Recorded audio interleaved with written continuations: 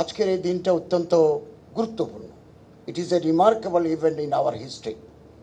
বাংলাদেশ সেনাবাহিনী কর্তৃক 6 তলা বিশিষ্ট একটা ভবন, যেখানে মাল্টিপারপাস ওয়ার্কস সম্পাদিত হবে, এটা আমাদের ইতিহাসে একটা নতুন মাত্রা যোগ করল।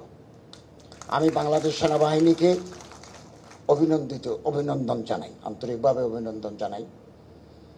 এবং আপনারা ইতিমধ্যে জেনেছেন যে আমাদের সরকার লুম্বিনীতে 68 কোটি টাকা খরচ করে আমরা বুদ্ধ প্যাগোডা এবং কালচারাল সেন্টার নির্মাণের কাজ ইতিমধ্যে অল্প দিনের মধ্যে আমরা শুরু করব এবং আমরা এগুলো পাস করে ফেলেছি। বাংলাদেশ থেকে বা অন্য দেশ থেকেও কোনো তীর্থযাত্রী যদি লুম্বিনী কপিলাবস্তুতে যায়, ওনারা ওখানে অবস্থান করতে পারবেন, ওনাদের ধর্মচর্চা ওনারা সম্পাদন করতে পারবেন। এবং আপনারা জেনে আরও আনন্দিত হবেন,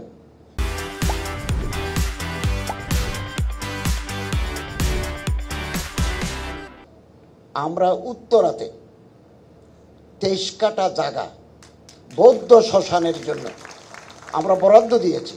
কেবল বরাদ্দ নয়, এটা আমরা হস্তান্তর করেছি। উদ্বোধনী অনুষ্ঠানে আমি উপস্থিত ছিলাম। এটা এতদিন আগে আর কোনো দিন হয় নাই। এবং সাম্প্রদায়িক সম্প্রীতি সৌহার্দ্য রক্ষার জন্য আমরা দায়িত্ব নেওয়ার পর থেকে আন্তরিকভাবে আমরা কাজ করে যাচ্ছি।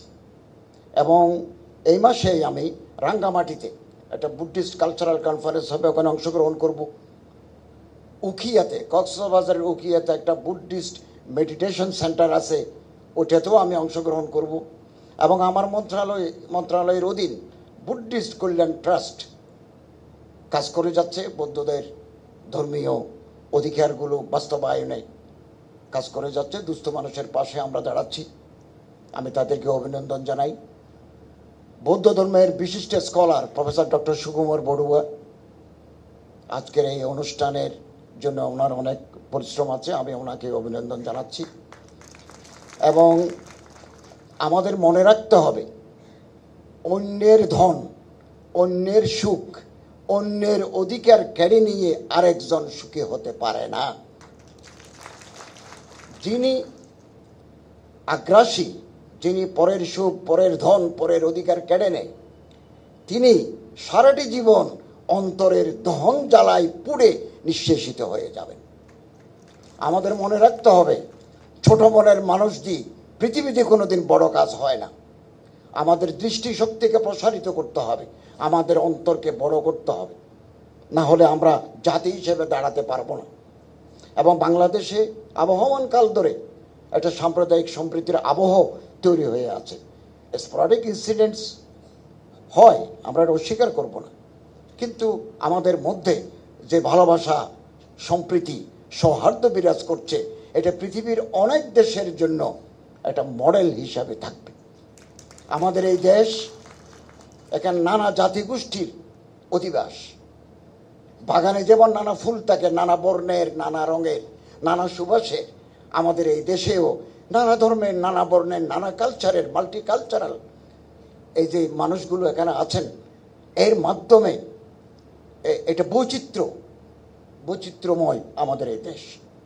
অতএব আমাদের এই দেশের সাম্প্রদায়িক সম্প্রীতি আমাদের বহাল রাখতে হবে, চর্চা আমরা করে যাব। যারা আমাদের এই সম্প্রীতি নষ্ট করে দিতে চায়, তারা দুর্বৃত্ত। রাষ্ট্র তাদেরকে প্রতিহত করার জন্য প্রস্তুত। On behalf of Bangladesh government and on behalf of the Ministry of Religious Affairs, we are ready to extend our helping hands towards you all.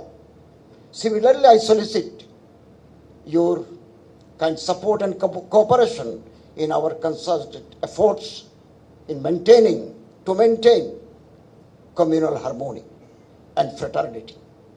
আপনাদের সবাইকে ধন্যবাদ জানিয়ে আমার বক্তব্য শেষ করলাম। আসসালামু আলাইকুম।